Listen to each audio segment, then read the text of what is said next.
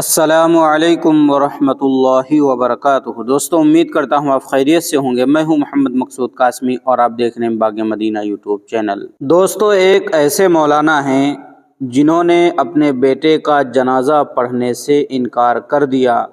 کیا وجہ تھی؟ آخر ایسا معاملہ کیوں ہوا؟ یہی ساری چیزیں اس ویڈیو کے اندر جاننے والے ہیں، اور بہت ہی غور سے، بہت ہی دھیان سے یہ ویڈیو دیکھنے والی اور سننے والی ہے، جبھی آپ کے سامنے پوری حقیقت سامنے آ جائے گی۔ چلیے دوستوں، میں آپ حضرات کو بتلا دیتا ہوں۔ آپ کا بیٹا آج شام تک کا مہمان ہے، اس کا کوئی علاج نہیں۔ ڈاکٹر کے یہ الفاظ سن کر مولانا رو پڑے، اپنے بیٹے کو گھر لے آئے۔ گھر میں کھڑے اپنے بیٹے کی تیمارداری کر رہے تھے کہ دروازے پر دستک ہوئی۔ مولانا دروازے پر گئے، باہر ایک بوڑھے شخص کو کھڑے پایا۔ حضرت نے سلام و دعا کے بعد پوچھا، بابا جی خیریت سے آئے ہو؟ وہ کہنے لگا، خیریت سے کہاں آیا ہوں، ہمارے علاقے میں ایک قادیانی مبلغ آیا ہوا ہے، وہ لوگوں کو گمراہ کر رہا ہے، امت گمراہ ہو رہی ہے، اور آپ گھر میں کھڑے ہیں۔ مولانا نے جیسے ہی یہ بات سنی، آپ کی آنکھوں سے آنسو بہہ پڑے۔ بیوی سے فرمایا، بیوی میرا بیگ کہاں ہے؟ بیوی نے بیگ اٹھا کر دیا اور آپ بیگ ہاتھ میں پکڑے گھر سے روانہ ہونے لگے۔ بیوی نے دامن پکڑ لیا اور کہنے لگی، مولانا آخری لمحات میں اپنے نوجوان بیٹے کو اس حالت میں چھوڑ کر جا رہے ہو؟ مولانا نے آسمان کی طرف نظریں اٹھائیں اور رو کر روانہ ہونے لگے۔ تو جا بلب بیٹے نے کہا، ابا جان میں آج کا مہمان ہوں، چند لمحے تو انتظار کر لیجئے، میری روح نکل رہی ہے، مجھے اس حال میں چھوڑ کر جا رہے ہو؟ مولانا نے اپنے نوجوان بیٹے کو بوسہ دیا، رونے لگے اور فرمایا، اے بیٹے بات یہ ہے کہ میں محمد صلی اللہ علیہ وسلم کے دین کی خاطر جا رہا ہوں، کل قیامت کے دن حوض کوثر پر ہماری تمہاری ملاقات ہو جائے گی۔ یہ فرمایا اور گھر سے روانہ ہو گئے۔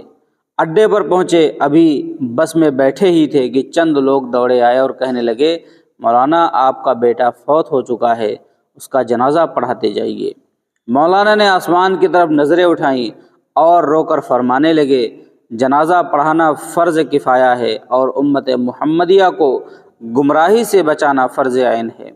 فرض عین کو چھوڑ کر فرض کفایہ کی طرف نہیں جا سکتا۔ پھر وہاں سے روانہ ہو گئے، اس علاقے میں پہنچے، اللہ نے کامیابی عطا کی، وہ قادیانی مبلغ بھاگ گیا۔ مولانا 3 دن کے بعد گھر واپس پہنچے۔ بیوی قدموں میں گر گئی اور رو کر کہنے لگی، مولانا جب آپ جا رہے تھے تو بیٹا آپ کی راہ تکتا رہا اور کہتا رہا، جب ابا جان واپس آئیں تو انہیں میرا سلام عرض کر دینا۔ مولانا نے جب یہ سنا تو فوراً اپنے بیٹے کی قبر پر گئے اور دعا مانگنے لگے، اے اللہ ختم نبوت کے وسیلے سے میرے بیٹے کی قبر کو جنت کا باغ بنا دے۔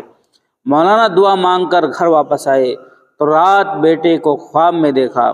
بیٹے نے اپنے ابا سے ملاقات کی اور کہا کہ رب محمد صلی اللہ علیہ وسلم کی قسم، ختم نبوت کے وسیلے سے اللہ نے میری قبر کو جنت کا باغ بنا دیا ہے۔